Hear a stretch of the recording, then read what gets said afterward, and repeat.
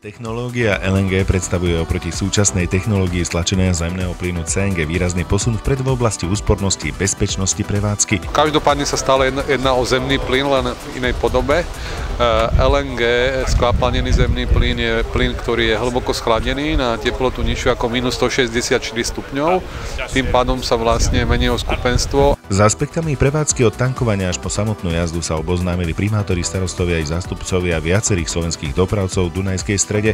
Práve tam autobus s touto technológiou nasadia do dvojtýždennej testovacej prevádzky. To, čo tu vidíte, je jeden z prvých LNG trakov s mobilnou čerpacou jednotkou. LNG ako skvapalnený zemný plyn má výhody v dostupnosti, ale aj pri spaľovaní, čo sa týka dosahu na životné prostredie. A tu v Dunajskej Strede štartujeme našu demoakciu. V prvom rade sa jedná o ekológiu, o tie mestá, ale bolo by to dobré a bol by to určite prínos aj do prímestskej dopravy. Najmä takej aglomerácii, ako je tu Dunajská Streda medzi Bratislavou a Dunajskou Stredou, by to bolo užitočné. Predstavený autobus vyrábajú v Poľsku, kde je prvý výrobca autobusov na skvapalnený zemný plyn v Európskej únii. Počas 6 týždňov ho budú testovať aj v ďalších slovenských mestách. Už dnes je súčasťou verejnej dopravy vo Varšave a Olštine.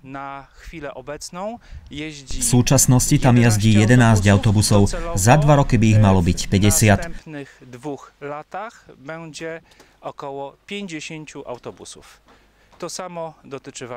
To isté sa týka Varšavy.